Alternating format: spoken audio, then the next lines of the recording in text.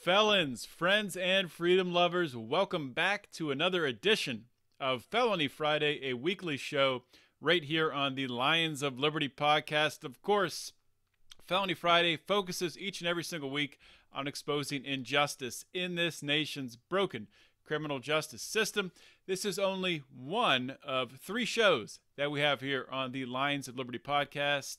Of course, we kick off every single week. For those of you who've been listening to Lions of Liberty for a long time, you know that we start the week with a show hosted by Mark Claire, where Mark interviews leaders in the liberty movement. He hosts roundtable discussions known as Libertarians in Living Rooms Drinking Liquor. Those are fun conversations where we'll bring on a bunch of other members of this Lions of Liberty group here, and we'll talk about things happening in the culture, politically, trending news events, things like that. We have a lot of fun, have a couple cocktails, have a good time. So check that out. Check back in the archives for an episode of that. Every Wednesday, we have Electric Liberty Land, hosted by Brian McWilliams. It's your weekly shot of culture, comedy, and liberty. Brian's doing a phenomenal job with that show there. And this episode of Felony Friday, this is the 125th episode. That means the show notes page will be at lionsofliberty.com/FF125. And one more quick note before I introduce my guest for today. If you guys haven't subscribed to the Lions of Liberty podcast, if you haven't subscribed on Apple Podcasts or Stitcher or Google Play or TuneIn, go do it. Make sure to subscribe so you don't have to think, you don't have to go out and download or think about it. It just shows up on your cell phone every single Monday, Wednesday, and Friday. Now, my guest today on Felony Friday is Mishelle O'Shasky. And Mishelle, since 2010, she has worked with individuals who have mental illness and substance abuse. And the reason for that is because she has some personal experience. She has experienced the criminal justice system herself. And she's had issues with mental illness, with bipolar disorder. And she's seen the effects of that they have on causing people to make mistakes and commit crimes that push them into the criminal justice system, and also people in the criminal justice system who are, because of the circumstances, or maybe these things present themselves. So Mishelle has been a tireless advocate for reentry support and for mentoring since her release from prison in 2010. That was the third of her stays in prison, and it took 3 times for her to finally really figure out, to get to the root of the issue that was causing her to be a recurring offender. So Mishelle, because of this experience, she calls herself a subject matter expert on the criminal justice system, and she has started her own organization, which is looking into these issues. It's building a phenomenal board of directors. She's going to talk about that. And yeah, with that being said, Mishelle, welcome to Felony Friday. Thank you. Thanks for having me. It's great to have you here. And, what we do on Felony Friday, the mission of this show is to give people like yourself who have experienced the criminal justice system, and in your case, you've now turned around and you are helping others to make the experience of the criminal justice system easier to transition out of. So what I'd like to do first is, so people can get to know you and get to know your story, if you could just share, really, let's start off with first a little bit about yourself, what your life was like before your first arrest, before your first run-in with the law. If you could take us through that. Sure. So I was born in Milwaukee, Wisconsin, of which is the brewery capital of the world, I believe, if I'm not mistaken. And so growing up in Milwaukee back in the 70s, 80s, being in a bar wasn't uncommon, and having your children in a bar wasn't that uncommon. And so my parents spent a lot of time in bars, and so kind of grew up not just in a bar, but also when you're at home and you have parents that drink a lot, there's a lot of domestic violence. I was the oldest of 3 kids. My brother is 5 years younger and my sister's 4 years younger than me.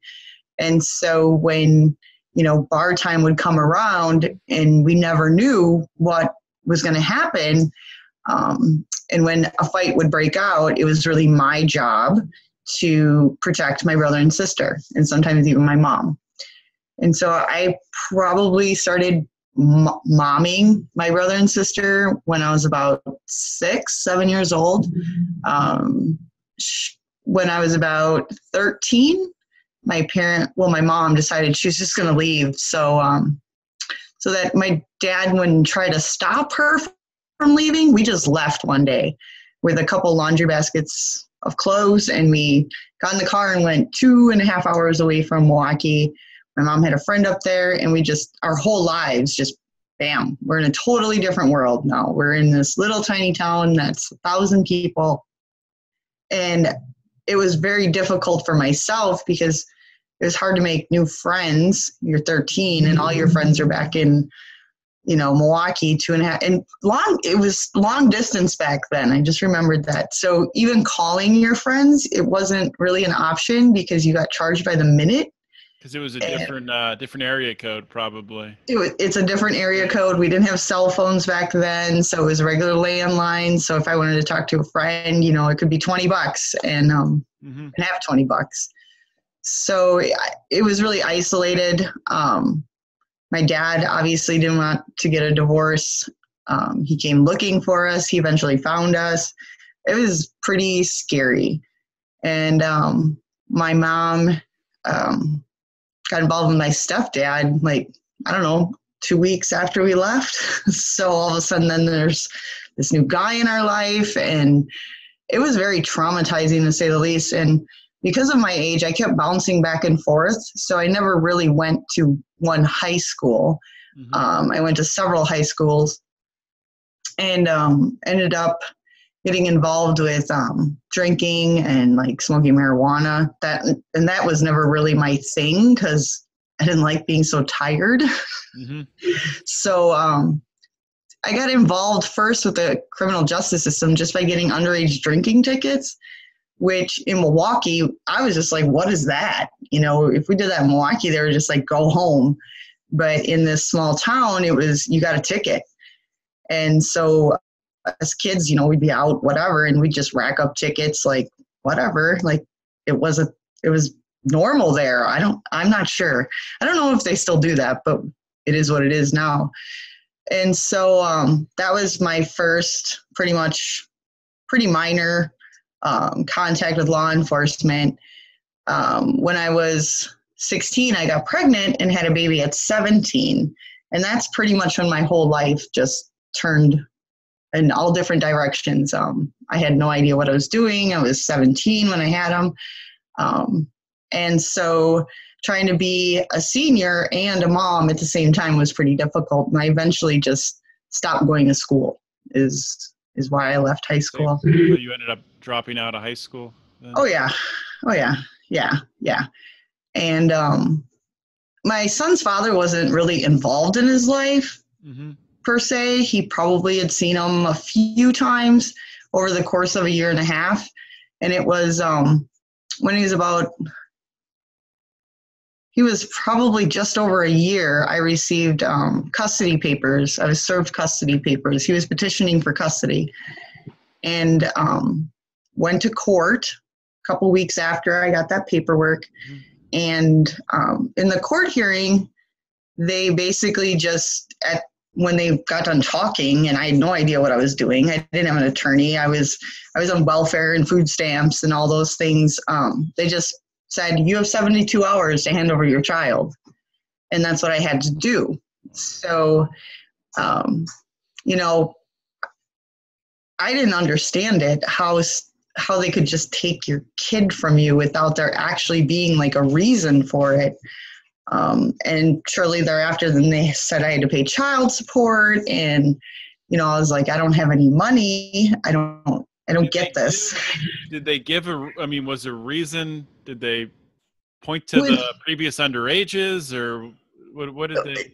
Well, those are juveniles, so that wasn't even really brought up because it's in your juvenile record and they were tickets. When the judge made the decision, what he said was that he didn't think either one of us should have him, myself or his father, but he was going to place him with his dad. It was very strange. Very bizarre. Yeah, and at the time, the family court commissioner, he actually like stepped into a role to be like my defense attorney, even though it was like a conflict of interest, right? Mm-hmm. But he also was just blown away by this. Like, how are they just going to do this? And they did. They got away with it. And, to be honest, I tried really hard. I called news channels. I reached out to newspapers, and they were just like, if you go public with your story, they're going to bring up your background and people will shame you. And it was just like, there was nothing I could do. I felt powerless, hopeless, all those different things. And so pretty much just didn't care, at that point. And that's really when my life just totally turned for the worst, because they took my baby. It was just bizarre. And, I had my visits with them. They were every other weekend. And what was difficult about those was my son didn't want to go with his dad. So he would literally be climbing out of the car window, trying to stay with me. And I'd have to push my son in the window and just be like, get in your car seat. It's going to be okay. I'll see you again. And it was just, it was just horrible. When you're living it, it's just kind of like, how? But like today, when I think back on it, it's like, how does that happen? Does that happen to other people? Does it still happen today? I don't know. And, really it was about me being ignorant to laws and being poor. Otherwise I would have had an attorney to, protect us. Yeah. When you look at something like that, so the judge, you have to assume the judge is, you assume, who the heck knows? This judge claims or probably thought he was looking out for the best interest of your son, but at the same time, the judge is putting this baby in this position. And if the judge knows anything about children, about babies, I know my daughter when she was 1.5. Even now, and she's almost 3. She just clings to my wife. It's separating a baby from a mother is just crazy. And then on top of that, doing that from someone like yourself at the time, maybe the judge, I don't know how much he knew about your background, about he did drinking, and that's obviously not going to help you. Putting you in that situation. So I don't know. You just look at something like that. You're like, well, so what? How's this supposed to be good for anyone? Right. I could see if I was drinking and driving and he was in the car, right. That could be brought up. But one of the things they brought up during the hearing was that, and they presented it really weird to make it sound like really overboard. They had a picture of my son's back, and they're like, his uncle bit him, and she allowed it to happen. My little brother, he was 2 at the time, which made him Trevor's uncle, but he was 2 and Trevor was 1.5 years. And they didn't bring that up in court, saying his uncle was 2? I didn't have an attorney. So, you're like, are you, I'm sitting there, like I was in shock. Like it was like I was in this whole nother planet. Like they're presenting this like some grown 40-year-old man bit my kid in the back. These are 2 little boys, and I remember the day that it happened, they were both in the toy box. And they're fighting over toys, and Jonathan just bit him, and it's like kids do that, especially 2-year-olds and 1.5-year-olds. And, Trevor was always more of a reserved baby. He was an amazing baby, actually. And so he wasn't aggressive like my brother is.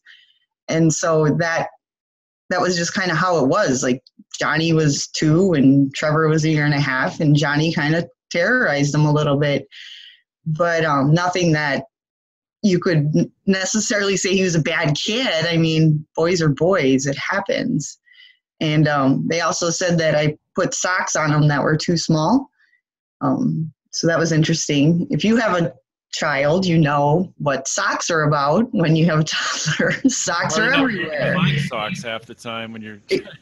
Yeah, and they had the socks. It was like super dramatic. And I'm like, is this, like I said, it was like surreal. Like, is this real? Like, I actually should go to that courthouse and pull those records and just read those transcripts to verify that it was that crazy. because my mom had gone through that divorce when I was 13, and the divorce took like 2 years because we had to do like psych evals and home visits. And, it was from Milwaukee to Westfield where, these people have to travel and, it was a process. So that's what I thought I was going into, not a divorce, but, a custody thing where they make sure that the child is going to be safe staying with the mom, or is it a better life going with the dad? I mean, his dad he's actually a year younger than me. So it's like, how is he a better parent at 18 and I'm a terrible parent at 19? Like, how does that happen? And his dad hung out with us when we got those underage drinking tickets. So we weren't so different in comparison, with the exception of him having an attorney. That was it. Yeah. So, which, that's what led to the child support. And so I'll talk about the child support a little bit. I went on to have 3 more children, got married at one point, and the first time the police approached me about back support, I was 9 months pregnant with my youngest daughter. And they said that I had two felony warrants out for my arrest for child support. And I'm standing in front of our trailer is what we were living in. And I'm like, you're taking me to jail? My due date's in 6 days. And so the only way the county didn't want to take me because I was in a different county. They called the county that wanted me picked up and said, you come get her. Like, right. We're not taking her to our jail. She's about ready to have a baby. And so my husband and I at the time, we went to his grandma, and she went down to the bank and pulled out, I think, $2,000 at the time. And, I'm calling the police down in this county, and I'm like, okay, I got some money. Will you drop the warrants if, I'm about ready to have my baby? Like, this is crazy. And so they were playing games with me. They're like, well, if you bring it down here, this money, then we'll drop the warrants. And I'm like, I'm not coming anywhere near you. Like, do you remember how much money it was at that time? I want to say it wasn't, I had to pay $2,000. So I'm going to guess that it was probably $3,000 maybe. Mm-hmm. And so my ex-husband's grandma, she went down and paid it because she lived down there. And so then they dropped the warrant, but then had me come to court after I had my daughter to formally, charge me and give me these 2 felonies. And I was released on a signature bond. And eventually, I was found guilty of failure to support.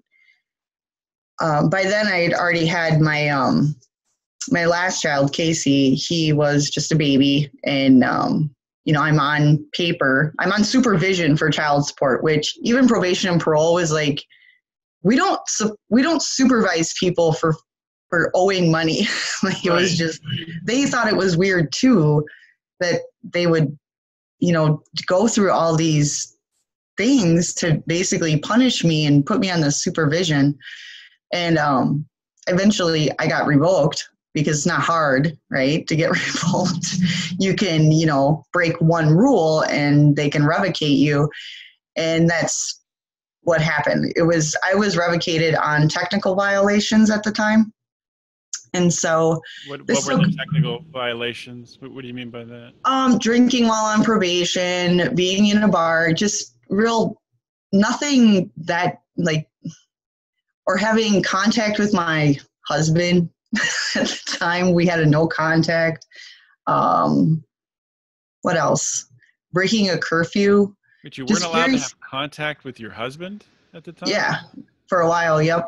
So you had to live in separate places? Yes. Yeah. Why would they do that?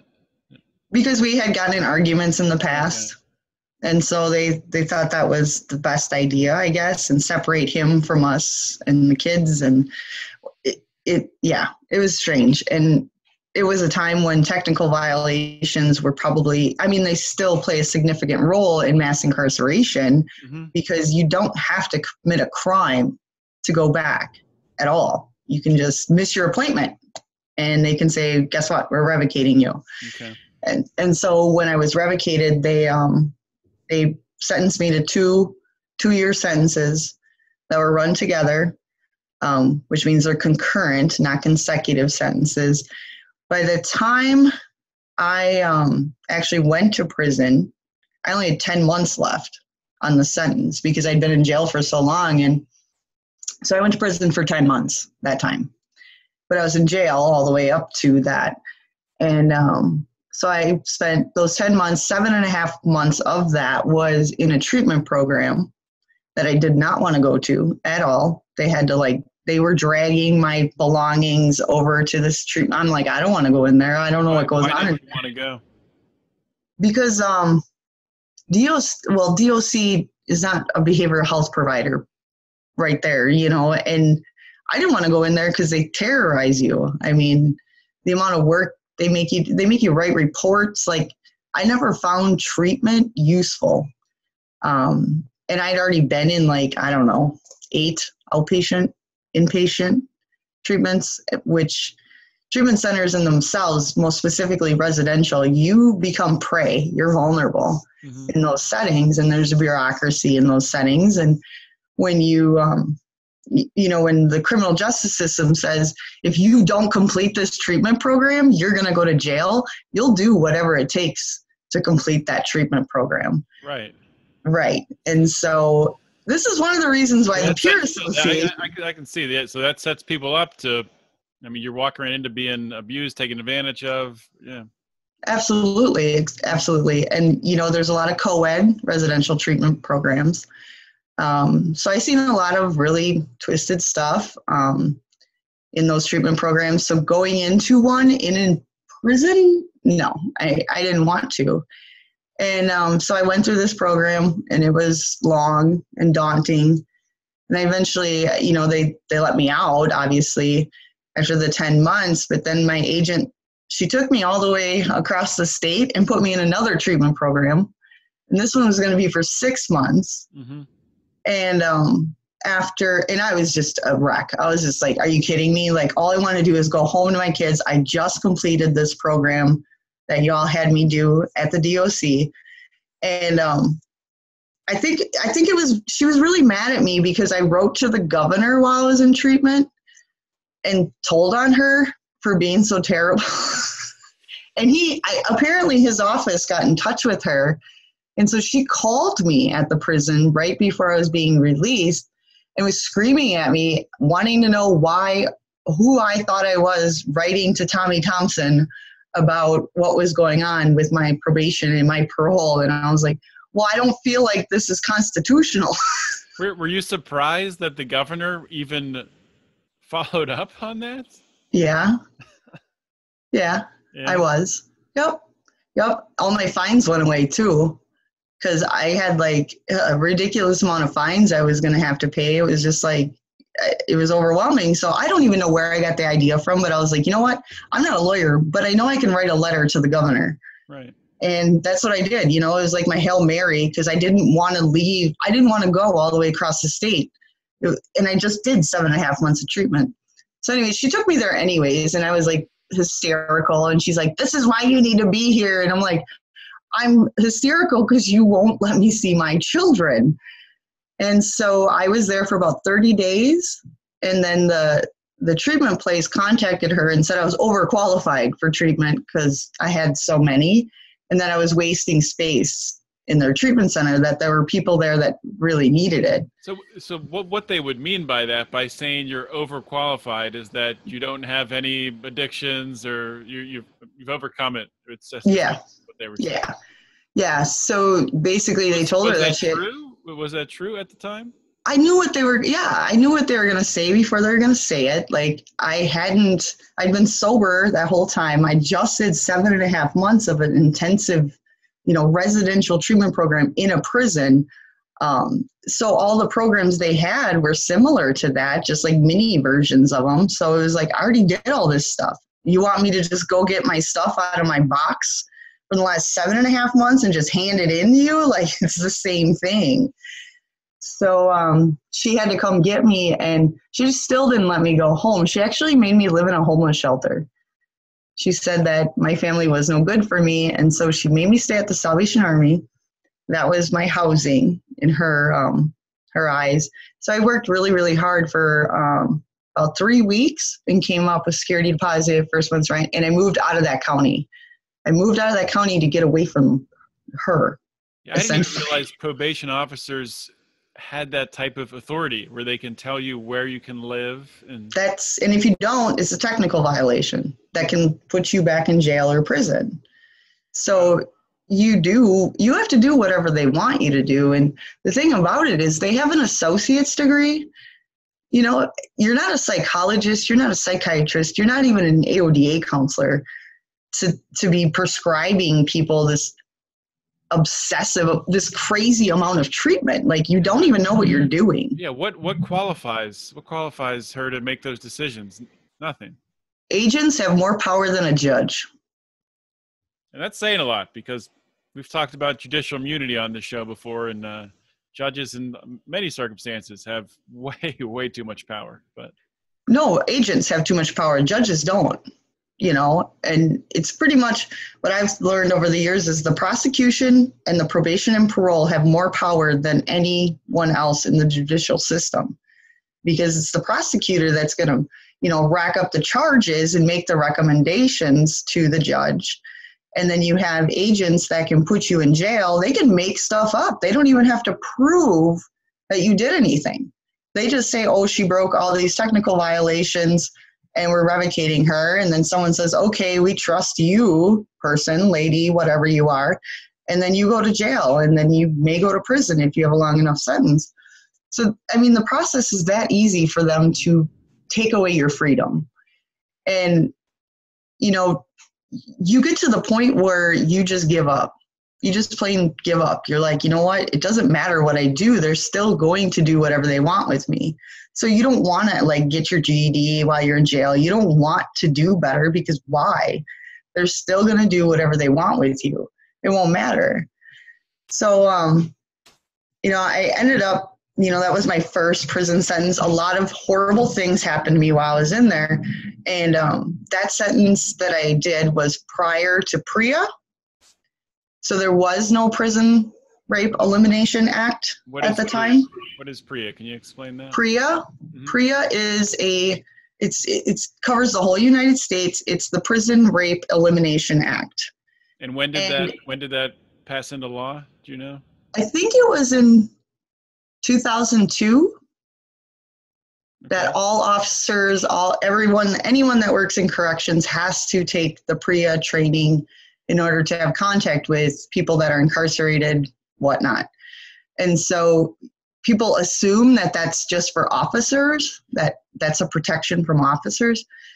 It's more prevalent that another inmate's going to rape you than a officer or abuse you or whatever. And so you can just imagine me in prison in my 20s, I'm young, I don't know what's going on, I'm terrified. Like I said, a lot of bad things happened to me, and then the prison gave me a lot of medication, which also made me super vulnerable. So I was very weak, just sleeping all the time. It was just terrible. So in those 10 months, I probably, I'm going to say at least 8 times was raped by my roommate. And some people are like, how does another woman rape another woman? And I'm like, they strong arm. Like, they don't make you do anything. They're just freaks. Like, what are you going to do? You know, and I tried everything to get out of that room, but they wouldn't let me out. Like, they were like, that's favoritism if we move you. Like, and so if I would have told, I would have went to segregation because there wasn't PREA. PREA protects the victim, the reporter. Okay. Right. So, you know, I tried everything to ignore what happened to me in there and just go on with my life. And, you know, I never really addressed it. I never talked about it. It was very stigmatizing. It was taboo, you know, and I didn't want anyone thinking like all of a sudden I was gay for this day, because that's also stigmatizing. I mean, there's just all these different things. So I just pretended like it didn't happen. Like that was just some chunk of life that never happened to me. But I went through all kinds of ups and downs with depression, anxiety after I was released from prison, and was put on different medications. I didn't understand mental illness at all, and they probably diagnosed me with like 8 different things. And so they're constantly changing these medications that would either make me sick, make me crazier, make me more depressed. So I did end up back incarcerated because what I did was I self-medicated when I got to the point of being so stressed that I would just like binge for a weekend, like just full on. Because I always had a job. I went to school, had the kids. But then on the weekends, I would find a babysitter and then just, go out and just do crazy things. So eventually that led to me getting OWIs. And in 2004, so I was out for a couple of years. 2004 was when I got my 5th OWI. And they sent me to prison for 2 years. And so during that 2 years, you just sit there for one, and you wait until they call your number to put you in treatment. And by then, Wisconsin had implemented the earned release program because they had taken away parole and started truth in sentencing. And that was same governor, Tommy Thompson. He's still trying to clean that up now. So we went into truth in sentencing. So then, the prison population is growing and growing, and there's no way to get people out because of the way the laws are written. They decided to do this earned release program. So I go into that because I'm thinking, great, I'm going to get the hell out of this prison, right? No, it was worse. So within 6 weeks, I was kicked out of the program and put in segregation for 6 weeks. So what were you kicked out of the program for my friend Maggie, she had come out of her room and she was like, hey, I got a new bra in the mail. Because that's a big deal when you're a woman in prison to get a brand new bra. They only let you order those things once a year. You can imagine having your bras and just they get gray and gross and Sure. You're not able to do anything about it. And as I was walking down the hallway, I went, like that. And they said that was a sexual battery. And we didn't even touch each other, just joking around. And both of us went to seg. They came up, handcuffed us, shackled us, and took us down to segregation like we just committed a crime. And it wasn't like she made a complaint. You were joking around with each other. No. So crazy. It was two girls that were afraid we were going to tell on them for practicing bulimia in the program. Yeah. It's women in prison. Sometimes it can be quite challenging. So both her and I were kicked out of the program. We were sent down to segregation for 6 weeks. And I did get out a little bit early. I petitioned the court to give me, I can't remember what they called it. They've changed these things so many times. It's like a time reduction, but your judge has to give it to you. So I got out, I think 2 months early. And anyway, so I get out in 2006, and 6 months later, I'm back in prison with another OWI, and I'm also being revocated for the 5th one. So I'm looking at, some time now.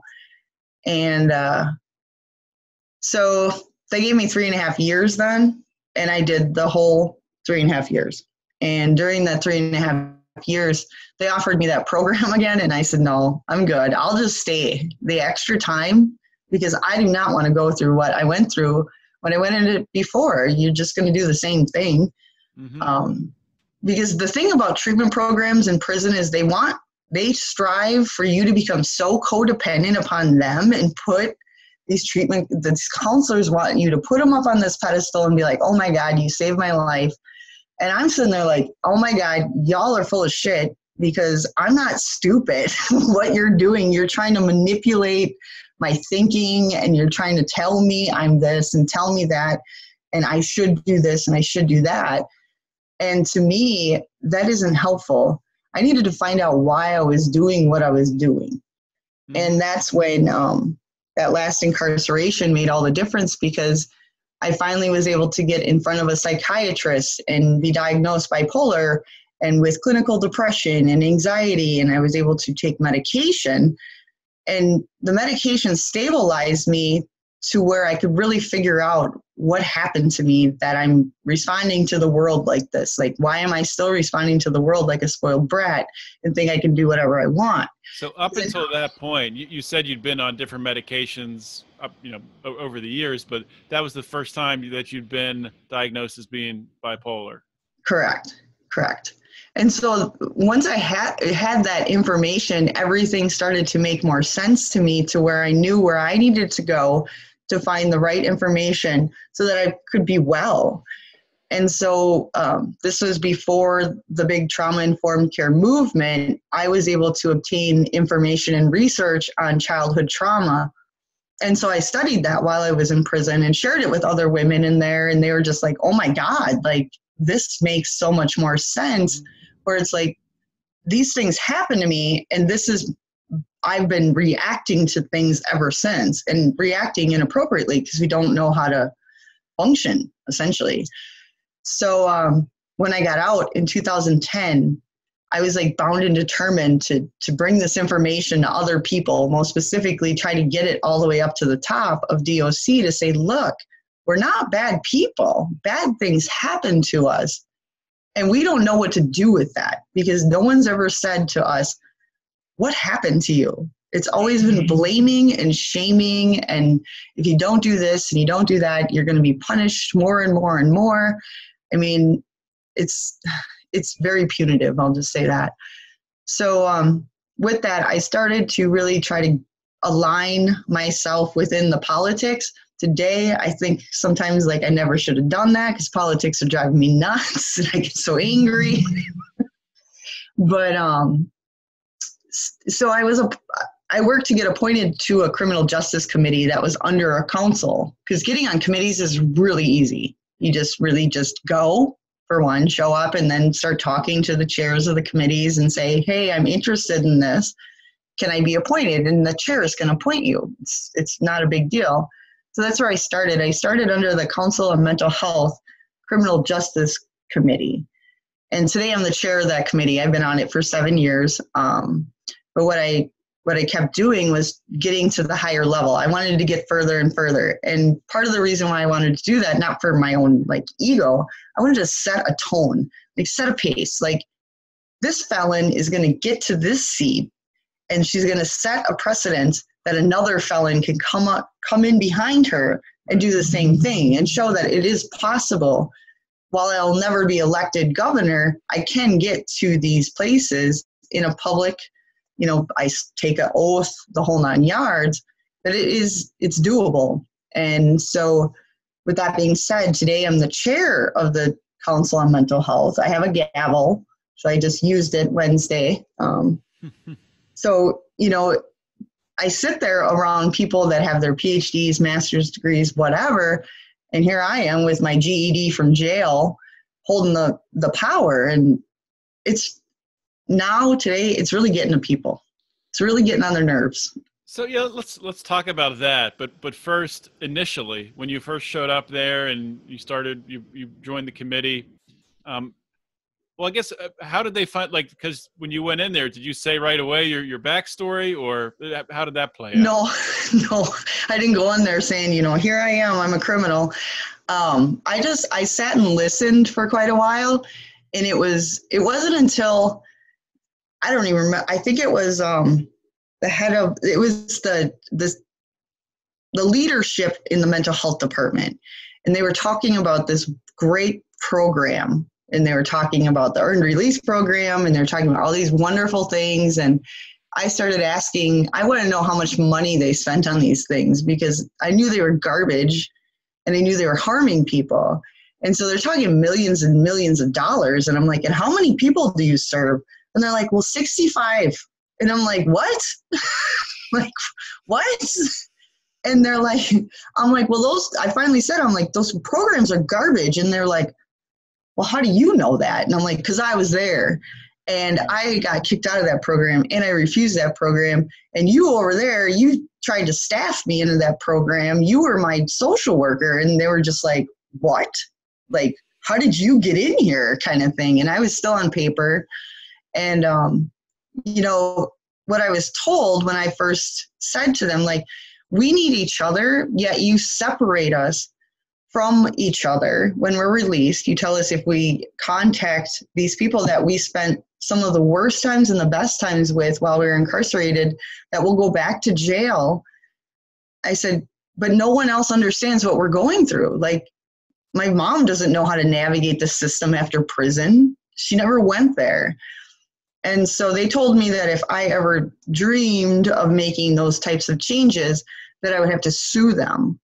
And I was just like, all right, that makes it more fun by having to sue you to get you to just listen to me.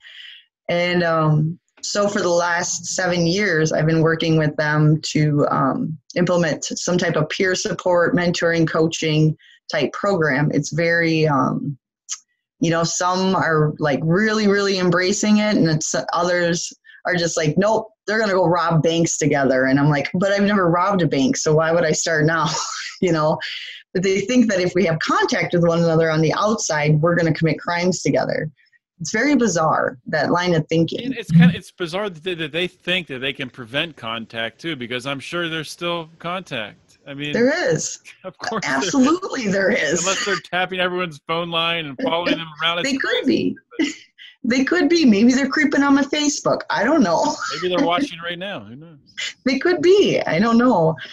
And so, I've just continuously sent that message that we need to take a look at what happened to somebody, and we need to take a look if there's an underlying mental illness. Because like myself, I was self-medicating. And today, no one can call me an alcoholic. And I can go to dinner and have a glass of wine. I don't need to stay there till bar time and drink every bottle of wine like I used to. That's not the way my life is anymore. And it's because I still take my meds. I still go to the doctor, and that will be probably the rest of my life. But if I know that this actually works, somebody should listen, because it would be a heck of a lot cheaper to keep people in their communities than what we're doing right now. We're spending billions and billions of dollars warehousing people and then saying, look at them, they're acting like animals. Well, what do you think's going to happen? I mean, it's unsafe, it's unsanitary, it's unhealthy, like it's overcrowded. What do you think is going to happen to people? Do you really think people are going to be like, I'm never going to do that again? This is my punishment. And it's not like you get a timeout. Some people are in there for decades, and we expect them to walk out the door and be like, oh, this is cool. Like, I didn't have Facebook when I came out in 2010, so I didn't even know how to use it. And like 2 days after I was out, my sister's like, wow, you're getting pretty good at Facebook. And I was like, am I? And I was like, I'm up to 32 friends. But that's how disconnected you are from your community. And so for me and the organization I created, it's about home, health, community, and purpose. And without those 4 things, we can't expect people to do well. People that have never been to prison, if they don't have those things, don't do well. Right. So, really driving that in, and like you never give up. You never stop talking, even when they get annoyed. You have to sometimes hit the gavel and be like, can you hear me? Because I'm the boss of this meeting right now. And they're like, what? Don't tell my boss. They're afraid now. And it's like, how do we do this together? And so that's really my goal, is to be as inclusive as possible, have everyone that has been directly impacted by the criminal justice system at a table, creating something together that makes sense for all different sides. So when I say, inclusive, it's, like my board, which is really exciting. We have the YMCA, the Wyoming. What's the name of your organization? The Peer Association. Right. And it has the same branding as your sign back there. We're red, white, and blue. Oh, cool. Those are good colors. Yeah. And so, just on Monday, we accepted a board member, and he is the Wyoming's Department of Corrections secretary, or I think they call him a director, but same thing. He's in charge of Wyoming's prisons, and he sits on my board. That's like unheard of, right? Like, what? Even my own state is like, what's Wyoming doing? And I'm like, they're doing some pretty cool stuff. And this guy came to me and said, can I be on your board? And that's just amazing. I mean, just who would have thought that you would have someone that went to prison 3 times, create an organization not that long ago, and have a secretary of a Department of Corrections all the way in Wyoming, I'm in Wisconsin, want to be a part of my project. That's just crazy. And Wyoming's they're very conservative too. And so, I'm reading more on Wyoming because you don't hear much about them. Is your project more focused on your state, Wisconsin, or Nope. is it's across the board? It's across the board. Okay. So only 4 of our board members are actually in Wisconsin. I incorporated in Wisconsin in 501c3, got it all done, but we have a board member in Tennessee. We have a board member in Washington, D.C. We have Wyoming now. And did I say Tennessee? Yeah, I did. Tennessee. And Florida and Pennsylvania. Okay. So we're really trying to capture, as many voices, as diverse as possible, to be able to create not just role model that we can work together and that we can create some solutions together, but also take a look at that us versus them. My son, the one I was paying child support on, he's a correctional officer now. And so that's just bizarre. And he told me when I was still in prison, he was going to be a correctional officer, which I was just blown away. I was like, what? Is your sister going to be an agent? Like, what is this all about? Yeah, what does he give for his reason for why he wanted to be a corrections officer? He didn't really know then, I don't think. He was still, getting ready to graduate from high school, things like that. But he's 26. He's still trying to, I see a different side of him than he can see in himself. But for me, I think he went into corrections because he wants to make a difference. Mm-hmm. He wants to be someone that can actually help people, support them. And he's pretty tough because I know that there's a lot of bullying amongst officers. There's, you're a wuss, you're a sissy if you're being nice to someone. And my son doesn't care if they have issues. He's just one of those people that can just be like, whatever, and just go about his day, where I'd be like, you want to fight? So he's done extremely well so far in his career in corrections. He actually works in a jail that has the ICE.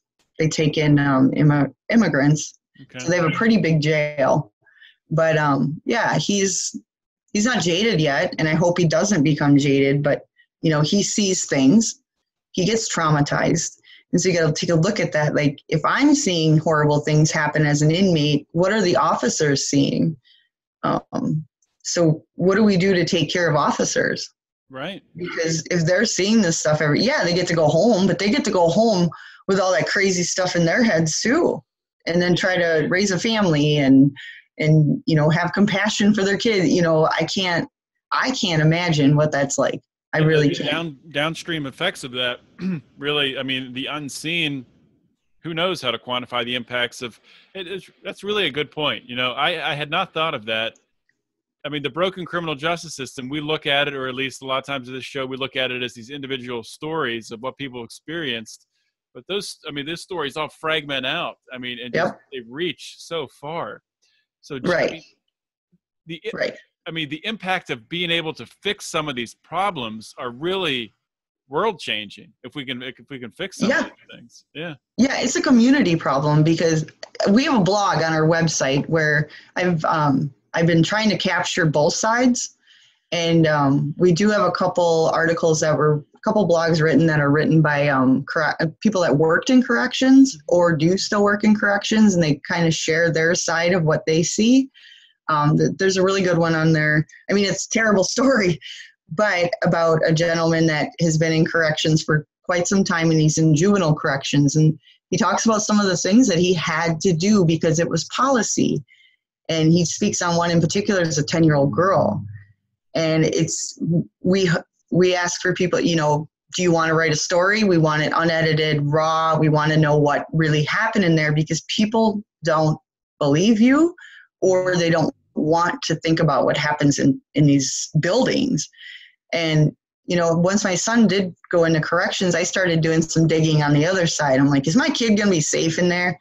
And found that one of the highest rates of suicide is amongst correctional officers, male middle-aged. We already know that in the United States, middle-aged white males is the highest for suicide. But actually, it's correctional officers that are the highest in the job category. Oh, wow. So you got to take a look at that. Like, is it because of everything they're seeing, or is it because of the bullying that goes on? Because a lot of people that are in corrections were also in the military. You have a lot of bullying in the military. A lot of bad things happen in the military. People see bad things.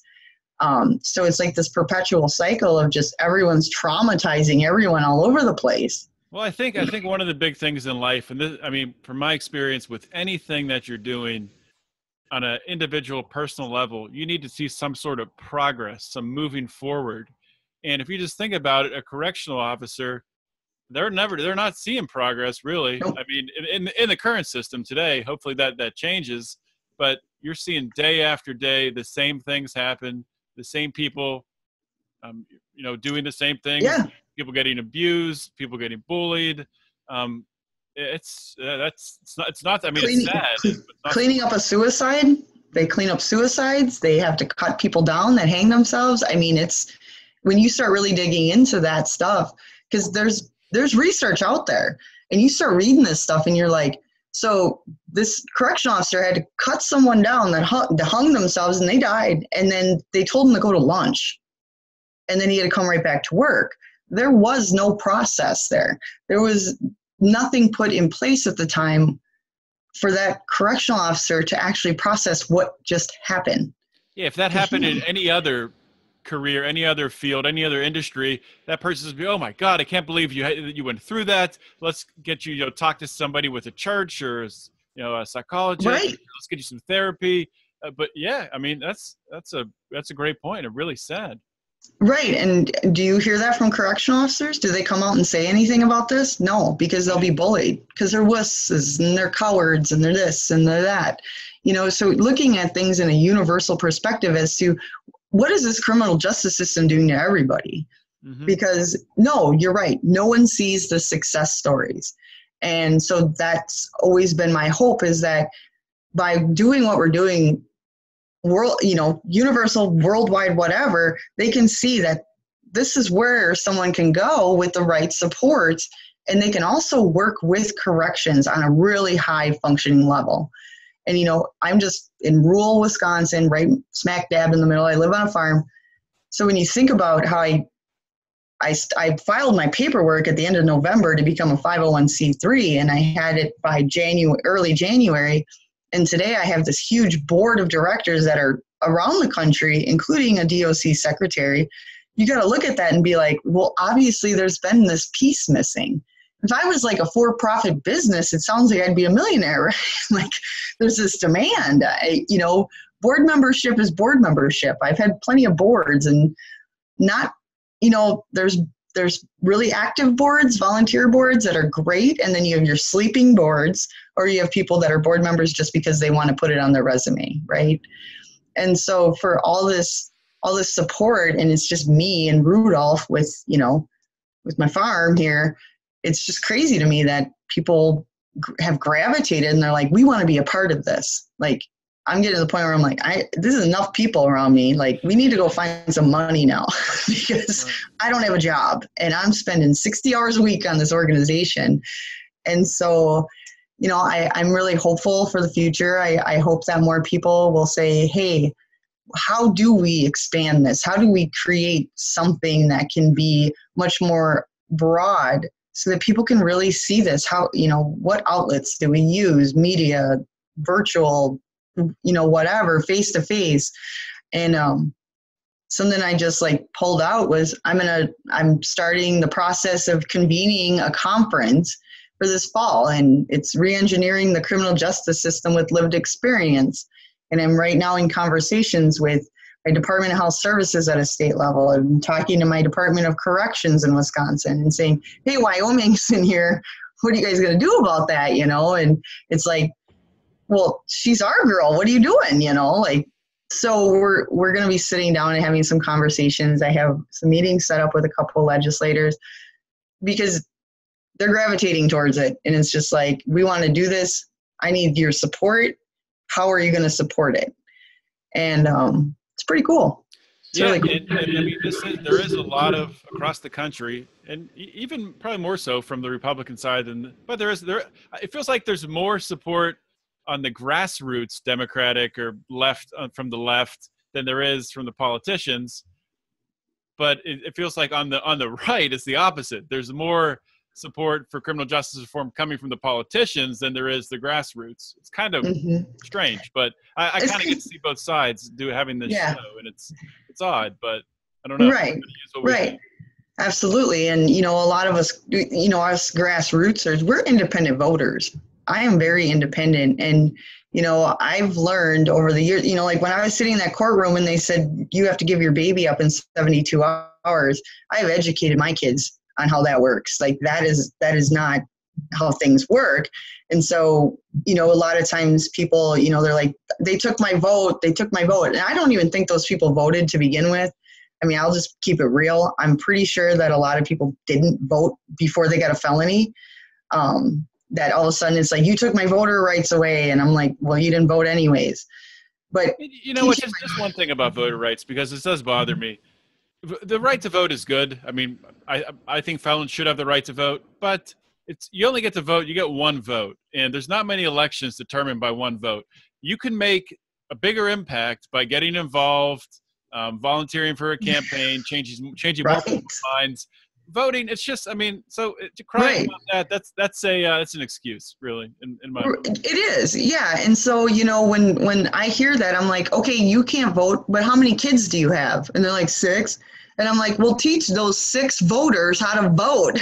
Yeah. Then you're going to start swinging stuff. And that is when people are going to start listening to you, because you just became powerful in that one moment. Yeah, you got something snatched from you. You're disenfranchised. You're marginalized. All of these things, but you still have your children that you can teach. So that's the only way things are going to change. If you just say, well, I can't vote anyways, I'm like, okay, then don't complain either. Well, that's what the politicians who put those policies in place want. They want the people who lost the right to vote throw their hands up and just give up. But. Yeah, well, I didn't, and I can vote. I'm not on paper anymore. Right. I don't have any supervision in Wisconsin. Once you're done with your supervision, your voter rights are restored.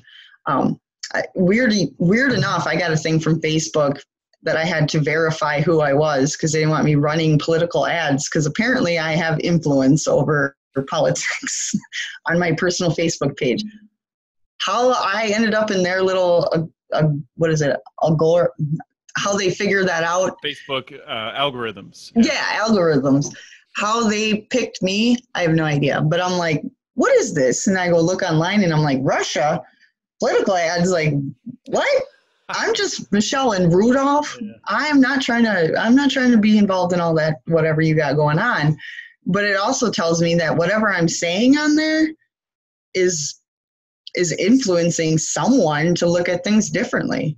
I mean, it's got to be. I have no idea. I'm sure they're running some sort of algorithm or query that they're looking across all the profiles and comments, picking out keywords, looking at the groups or the pages that you're in. So yeah. I don't know. I don't know how I was the chosen one, but I was. But yeah, I mean, we'll see what happens. But my goal is to have my organization, the Peer Association, as far and as wide as possible. And it's not limited to people with criminal justice experience.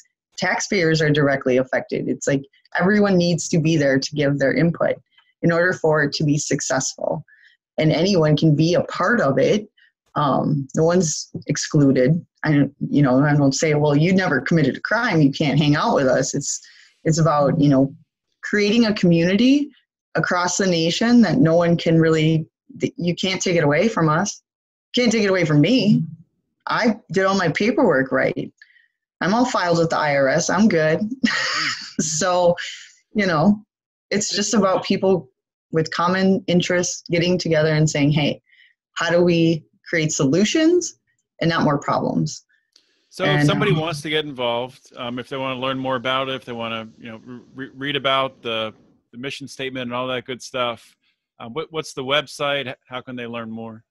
Sure. Our website's www.peerassociation22.org. 22, it has a whole bunch of different meanings. They kind of shook out when we were really trying to figure out what does this look like. But one I'll give you is 22 years is the amount of time I spent in the system overall.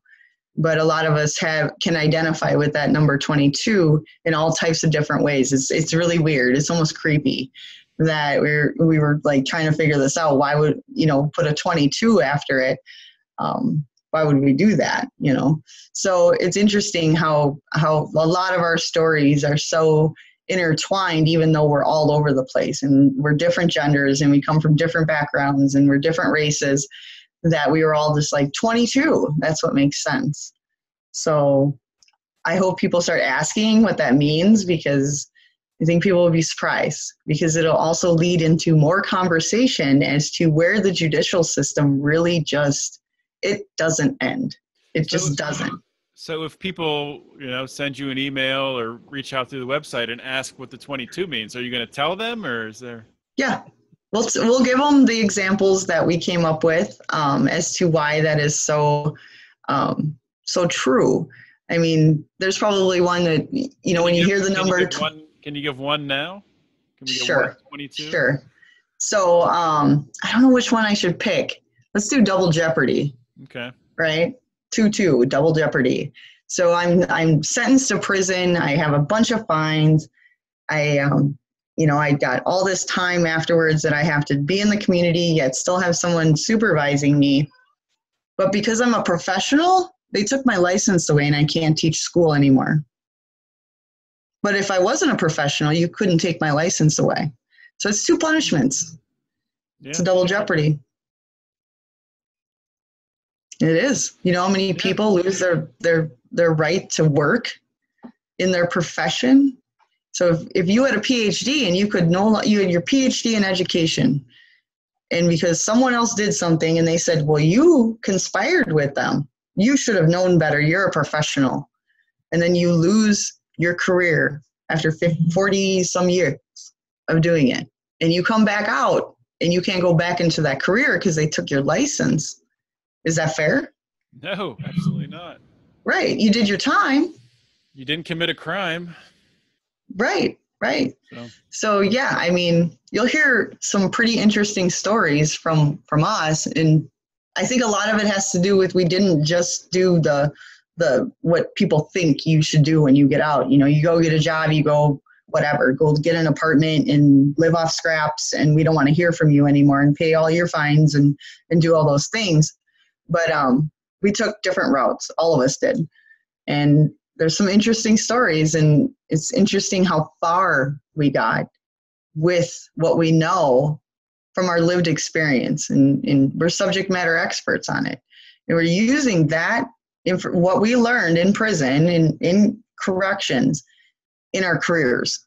Like, if you read my bio basically says, you should hang out with me because I know everything there is to know about corrections, because it's 22 years. You can't get that in school, So I always say I have my PhD in being an inmate, because you watch everything that goes on. We watch people. We know how behaviors are. We know personalities, all kinds of stuff. It's crazy. Well, I hope there's people people who have been in the criminal justice system, who've been incarcerated, who see this interview and think, well, I'm a subject matter expert.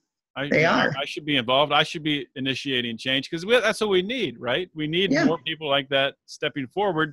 But at the same time, we also need the flip side of that.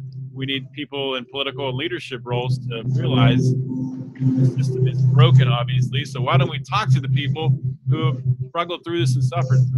Ask us what we need. Quit telling us what we need. I always say that, like, how do you know what I need? I don't know what you need. But yeah, I mean, it's interesting. Like, when I sit down with any politicians or policymakers, I'm like, I start to tell them my story, and they're like looking at me, and I'm like, I'm your $1 million project. And suddenly they're like, what? And I'm like, yeah, do the math. I'm like, so if you were willing to invest $1 million in me to incarcerate me and terrorize me and torture me, can you give me $1 million now so I can continue my work to do better? That is a great way to put it. That's nope, brilliant. We're not giving you any money. I think you still owe us fines or something. I don't know. But that's a great way to put it. Well, yeah. I mean, think about it. If you're a taxpayer and you're investing $1 million in a woman to incarcerate her, but you won't hire her afterwards so she can have a job, because I don't have one right now. It's kind of a twisted system then, you know. It's like, you don't have a job, but you are launching your organization. Yes. So. Yeah. I'm hanging on as long as I can to make sure that this is successful. And hopefully, you know, we've got our fingers crossed that everything kind of comes together. And it is. It's just feels slow to me some days, because I work on this like 16 hours a day. It's a lot of work. I do everything. I'm the website developer, I'm the marketer, I'm the Facebook person.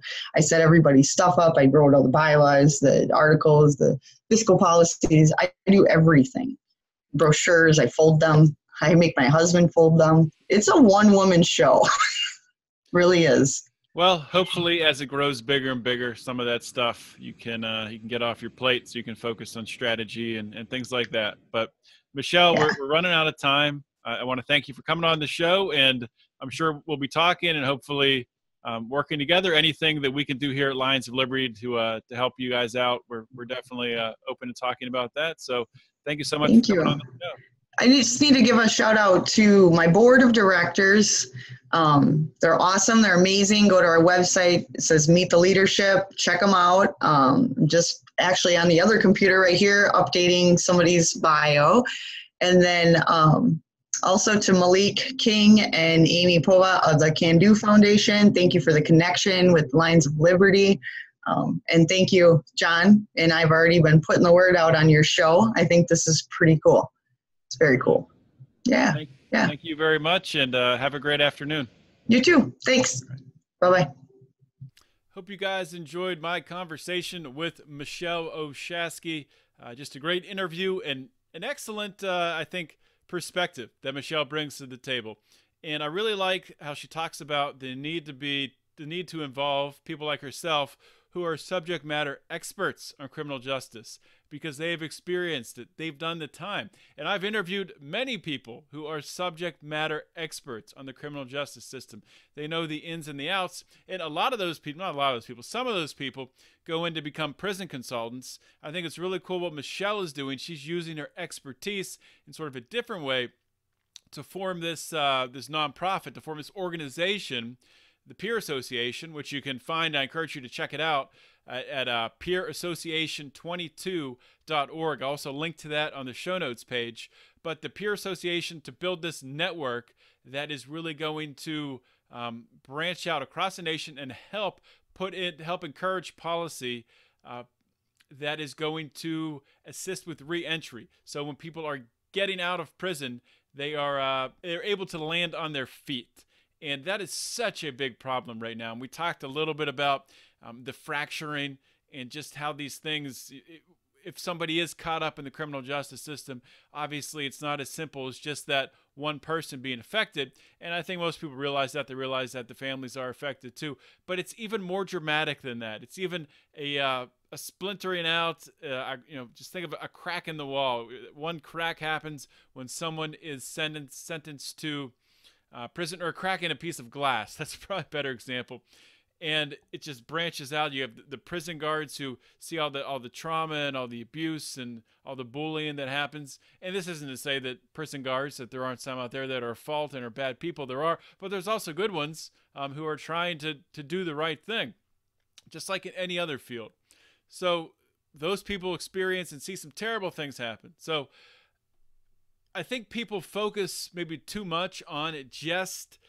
It is a huge issue by itself, just the number of people in the United States tied up, stuck in our criminal justice, our prison system, and they don't look at the entire big picture and just the amount of, just the disruption that causes.